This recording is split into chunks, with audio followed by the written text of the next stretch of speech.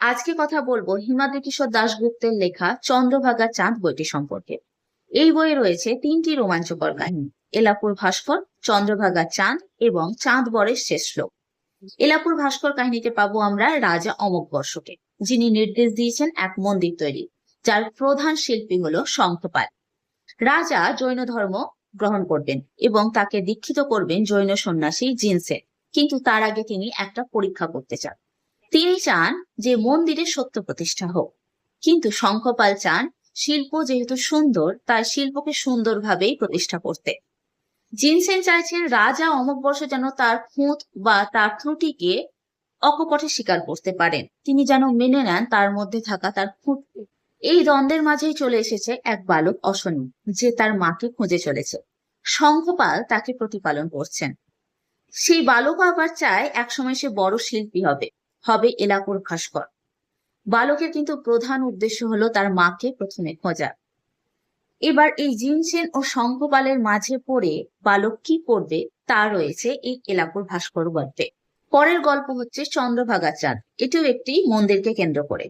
কোণারকের সূর্য মন্দিরের কথা নিশ্চয়ই শুনেছেন। রাজা নরসিংহদেব চেয়েছিলেন এই মন্দির প্রতিষ্ঠার মাধ্যমে তার ক্ষমতা প্রতিষ্ঠা করতে। তিনি প্রায় 1200 শ্রমিককে 12 বছর ধরে আটকে রেখেছিলেন। প্রধান শিল্পী শিবে শান্তারকে একসময় তিনি সরিয়ে দেন এবং শাস্তি দেন যাতে মন্দিরের আশেপাশেও তিনি না আসেন। তার সহকর্মী বিশু মহারানা একসময় মন্দিরে দেখাশোনা করতে শুরু করেন। তার নির্দেশে বাকি মন্দিরের কাজ চলতে থাকে।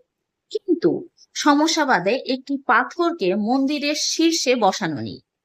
রাজার এটি একটি চক্রান্ত ছিল। তিনি চাইছিলেন না কোনোভাবে মন্দিরটি সম্পূর্ণ হোক, যাতে তিনি সেই অজুহাতে 1200 শ্রমিককে হত্যা করতে পারেন এবং এই 1200 শ্রমিক যাতে পরবর্তীতে একই রকম মন্দির গড়তে না পারেন। এই বিশু মহারানা যখন বাড়ি ছেড়ে আসে তখন তার স্ত্রী ছিলেন গর্ভবতী এবং তার সন্তান ধর্মপদ 12 বছর বয়স পূর্ণ হলে তার বাবাকে খোঁজার উদ্দেশ্যে বেরিয়ে পড়ে। তারপরেই কিন্তু দারুণ এক ঘটনা ঘটে।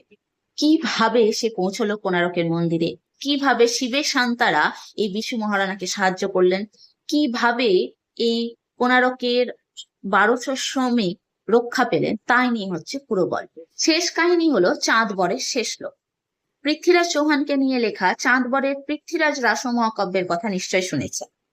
মোহাম্মদ ঘুরি তরাইনের দ্বিতীয় যুদ্ধে পৃথ্বীরাজ চৌহানকে পরাস্ত করে পৃথ্বীরাজ চৌহান এবং চাঁদ বরদই দুজনকেই নিয়ে আসেন তার দেশে।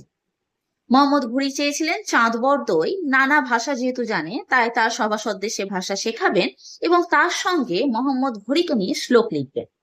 কিন্তু চাঁদ বরদই পৃথ্বীরাজ চৌহান ছাড়া কাউকে নিয়ে শ্লোক লিখবেন না। তার এই সিদ্ধান্তের জন্য কি হলো পরিণতি?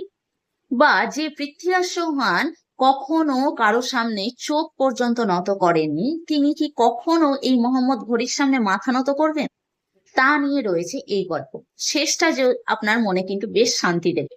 তাই বলবো, এই যে বইটি রয়েছে এই রোমাঞ্চকর কাহিনী নিয়ে অবশ্যই পড়ুন এবং আমাকে জানাবেন আপনাদের কেমন লাগলো। ধন্যবাদ।